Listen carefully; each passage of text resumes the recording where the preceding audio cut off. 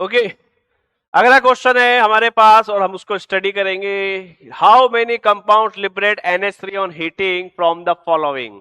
तो भाई साहब कंसेप्ट जो यूज हो रहा है उसमें क्या आ रहा है, हीटिंग इफेक्ट ऑफ NH3। ठीक है, सॉरी NH3 नहीं आएगा, अमोनियम सॉल्ट आएगा। क्या आएगा, अमोनियम सॉल्ट, अमोनियम सॉल्ट। तो भाई साहब अगर अमोनियम सॉल्ट का हीटिंग इफेक्ट मुझे पता है तो देखने से पता पड़ रहा है पी ब्लॉक के अंदर भी ये रिएक्शन है। अमोनियम डाइक्रोमेट को जब हीट करते हैं तो हमें क्या मिलता है, N2 मिलता है। अमोनियम नाइट्रेट को जब हीट करते हैं तो हमें N2O मिलता है। NH4Cl को जब हम हीट करेंगे तो हमें NH3 मिलेगा।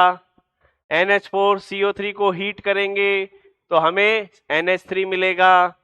और NH2SO4 को हीट करेंगे तब भी हमें क्या मिलेगा, NH3 मिलेगा।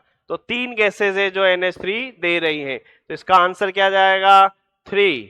यही हमसे पूछा है कि how many compound liberate ammonia gas on heating from the following.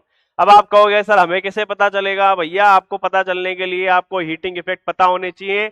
NCERT की फर्स्ट लाइन नाइट्रोजन फैमिली की, वहां पे ये सारी चीजें मेंशन है। ठीक है, एक तरीका मैं बता देता हूं आपको पहचानने का कि कब NH3 इवॉल्व होगी। सुनो, जब भी ये वाला पार्ट स्ट्रॉन्ग ऑक्सीडाइजिंग एजेंट का पार्ट नहीं है, क्या बोला, जैसे कि K2Cr2O7, K2Cr2O7 क्या होता है कि स्ट्रॉन्ग ऑक्सीडाइजिंग एजेंट होता है। तो Cr2O7 K2Cr2 का पार्ट है, वो वाला हिस्सा स्ट्रॉन्ग ऑक्सीडाइजिंग वाला हिस्सा यहां नजर अगर आता है तो भाई साहब वो आपको N2 गैस देगा। कौन सी गैस देगा, N2 या N2O गैस देगा। क्या देगा, N2 या N2। और अगर ऐसा नहीं है, सिंपल कोई एनायन है तो NH3 रिलीज होगी। ठीक है, बात समझ में आ रही है मेरी। ये इसका तरीका है, ये इसका की पॉइंट है पता करने का, वरना तो फिर आपको याद करने पड़ेंगे।